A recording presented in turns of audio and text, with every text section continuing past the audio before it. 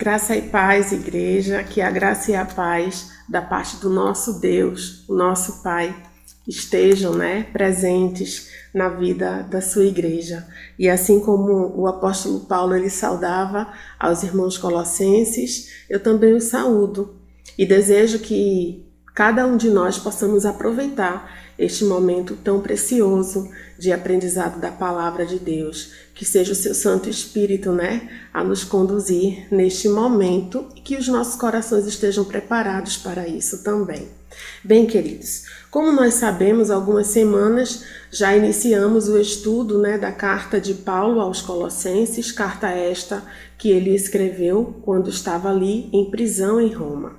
E vamos dar continuidade a este estudo hoje, estudando parte desta carta que se encontra no capítulo 2 e os versículos serão o 6 e o 7. Bem, queridos, Paulo, ele sempre escrevia suas cartas à igreja. Sabemos que naquela época esta ferramenta da escrita era muito utilizada como forma de comunicação. E era assim que Paulo se comunicava, tanto com as igrejas que ele havia pastoreado, que ele havia passado, tanto com as demais igrejas ali que faziam parte, daquele ministério, que Paulo, direta ou indiretamente, ele tinha ali seu envolvimento. Então Paulo ele fazia uso dessas cartas. Sabemos que o conteúdo destas cartas havia gratidão, graças a Deus, pela vida dos irmãos, tanto pela vida espiritual, quanto também pelas contribuições que algumas igrejas faziam ao seu ministério. Então, Paulo ele sempre tinha ação de graças ali no conteúdo destas cartas. Paulo, ele tinha no conteúdo dessas cartas palavras de ânimo, palavras de fortalecimento, palavras de exortação, também, palavras de disciplina, palavras de ânimo, ou até mesmo ele usava também, fazia uso dessas cartas para informar aos irmãos a situação em que ele se encontrava, Então, existia sim um propósito, diante de cada carta que Paulo ele escrevia, mas nós sabemos que diante de todas elas, o principal propósito em comum que havia e que nós temos aprendido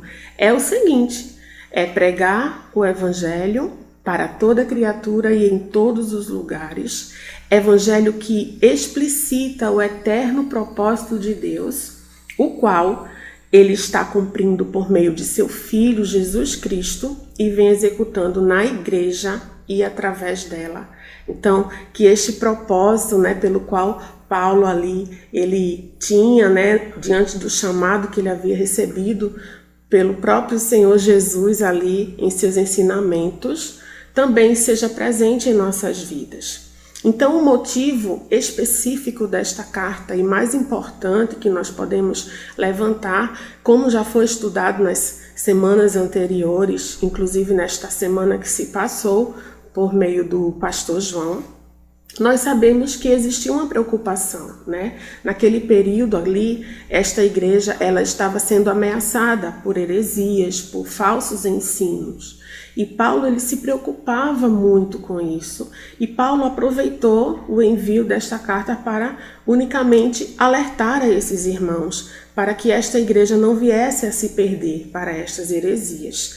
Nós sabemos também que mesmo a condição saudável, a condição espiritual, o essencial ali naquela igreja era saudável diante de Deus, Paulo ele não deixou de aconselhá-los, Paulo não deixou de advertir estes irmãos para que de fato eles protegessem o verdadeiro evangelho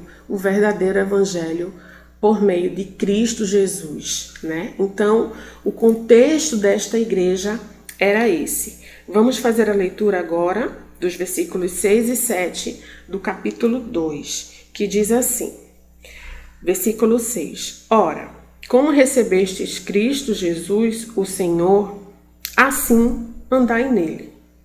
Bem, queridos, mesmo que num tom de conselho, Paulo, ele instiga aqui, com este primeiro versículo que estamos estudando, ele instiga os irmãos a 3 pontos específicos. O primeiro deles, a uma reflexão.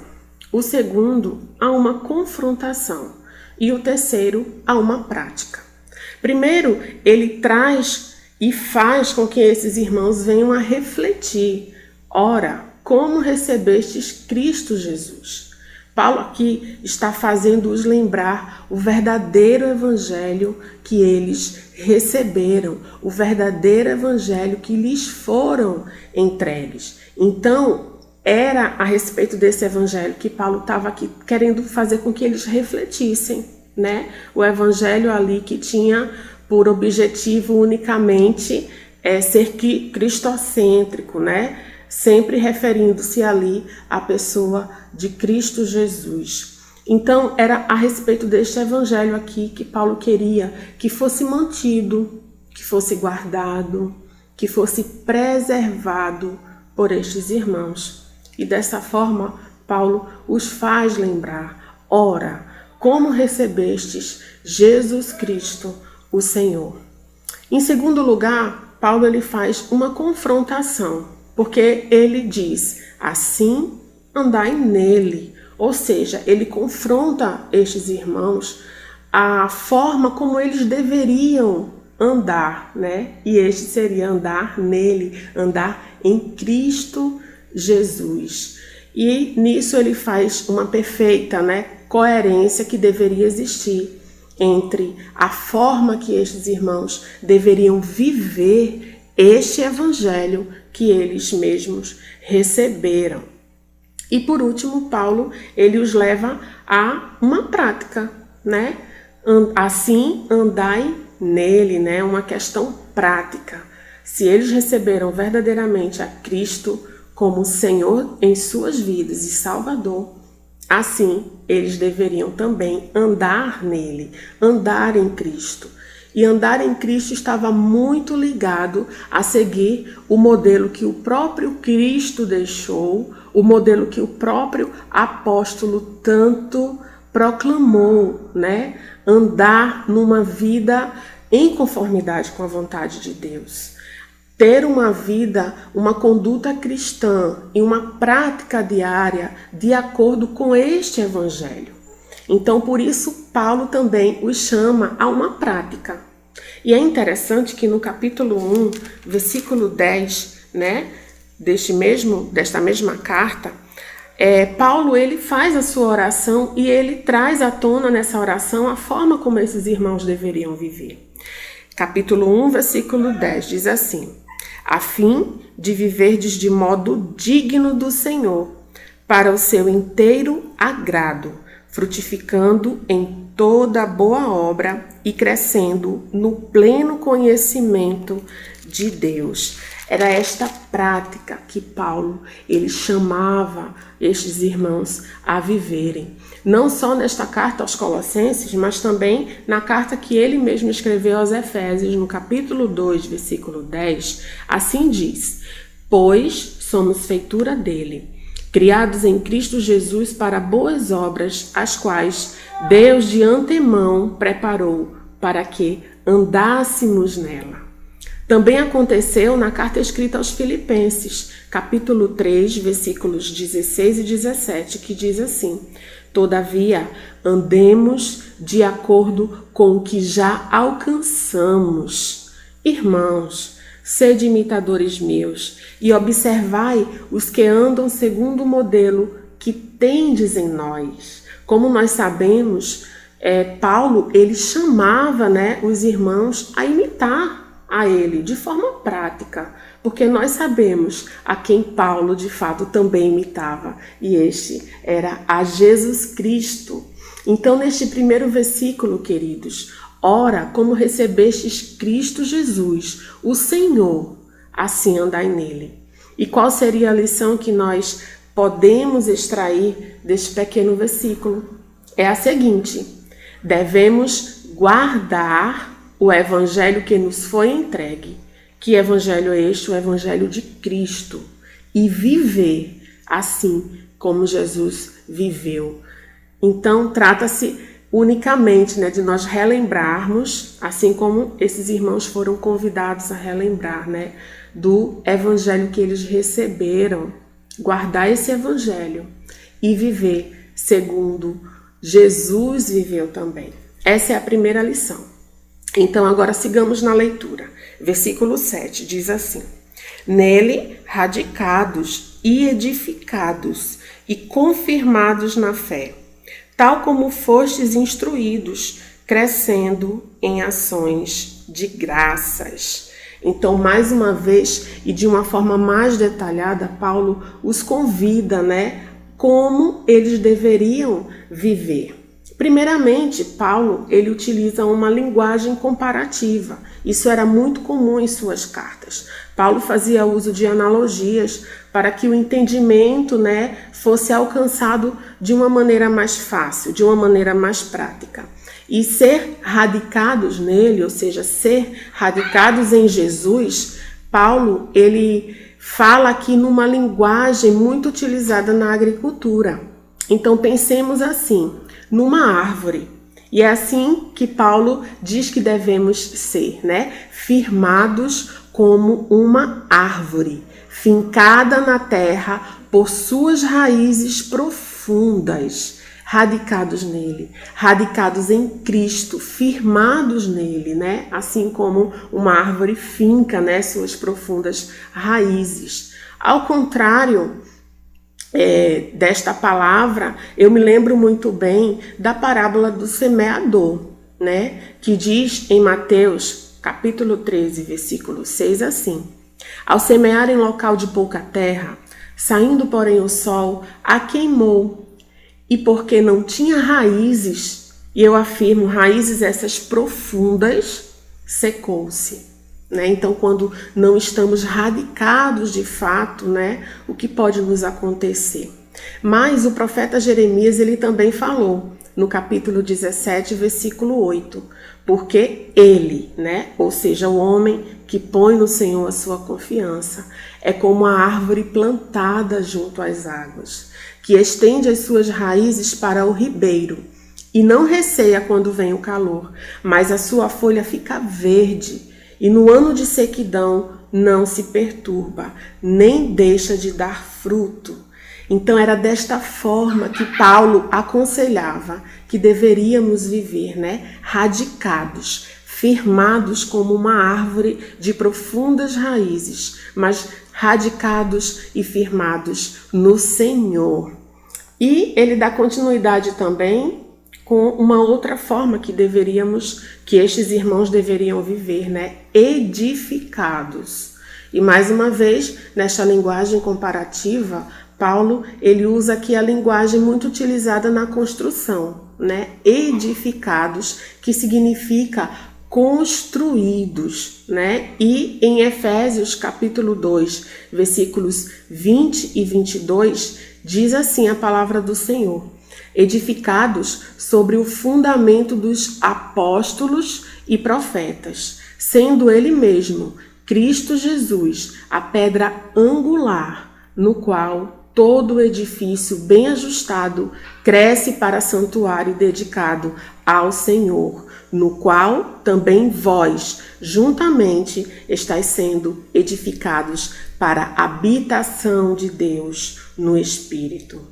Em 1 Coríntios, capítulo 13, versículo 9, Paulo ele também faz uso dessas comparações. E ele une aqui, né, a linguagem utilizada na agricultura e a linguagem utilizada na construção.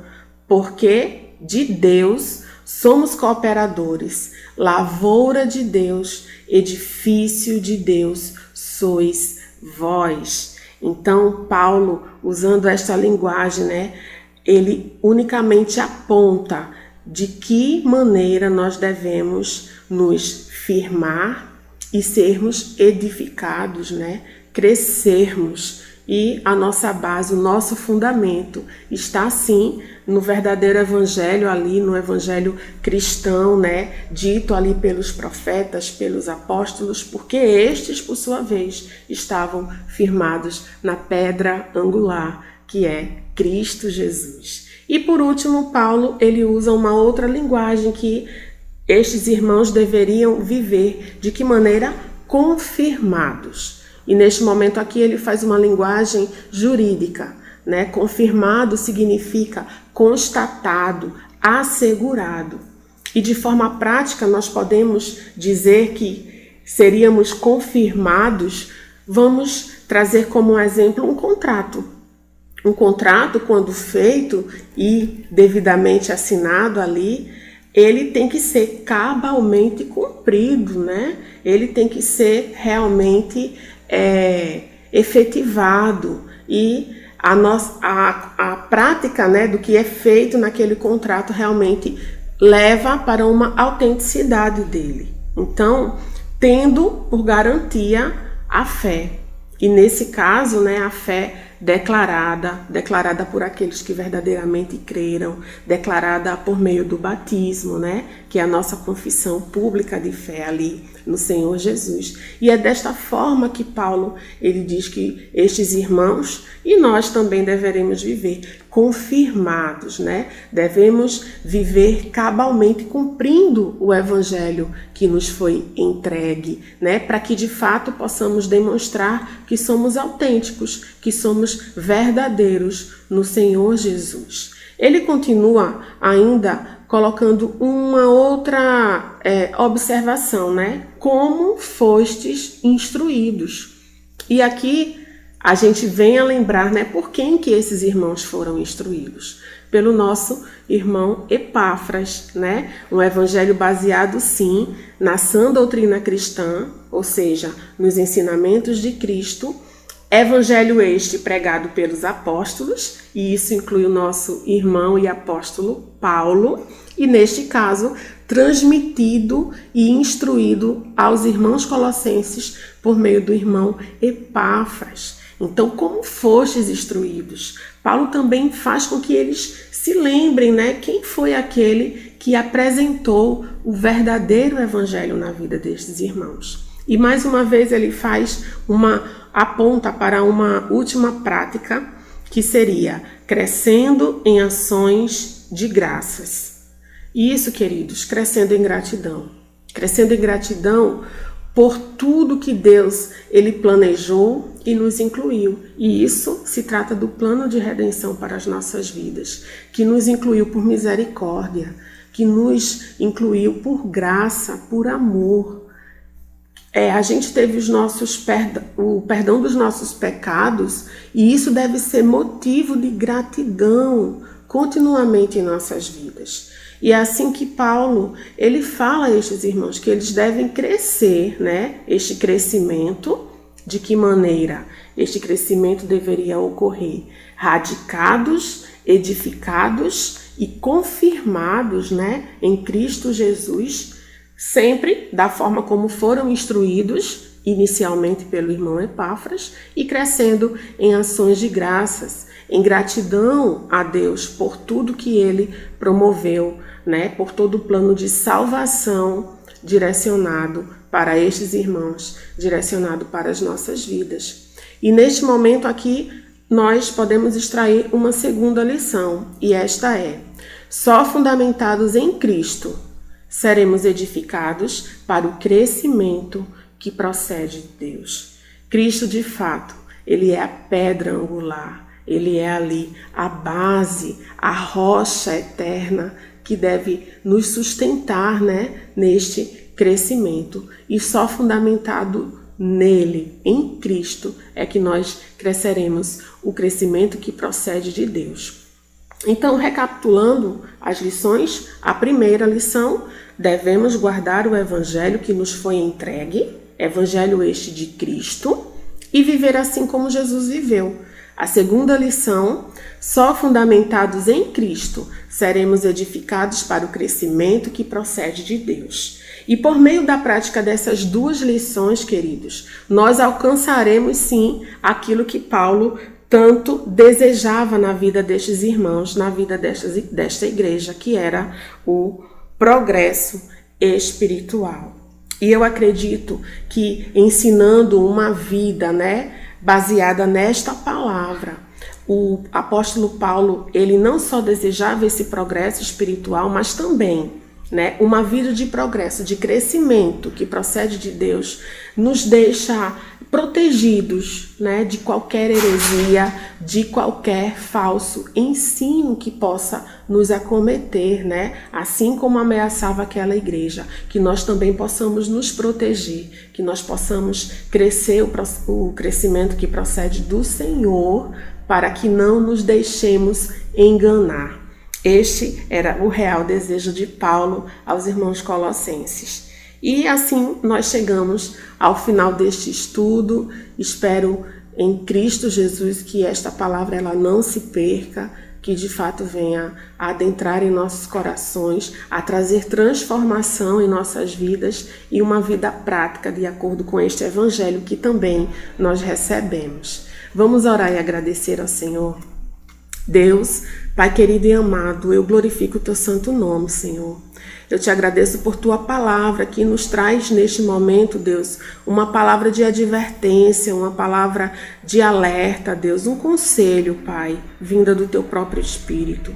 Ó Deus, nos ajuda, Senhor, a blindarmos, Pai, as nossas vidas com aquilo que a tua palavra orienta, Deus. Que possamos a cada dia nos manter firmados em ti, que possamos a cada dia lembrar do verdadeiro evangelho que alcançou as nossas vidas por meio de Cristo Jesus. Eu glorifico e exalto o teu santo nome, Senhor. Nos ajuda, Senhor, neste aprendizado e nesta prática. Que seja por amor, Deus, que seja por gratidão. E é assim que eu te oro, em nome de Jesus. Amém. Amém, queridos. Que Deus abençoe sua vida.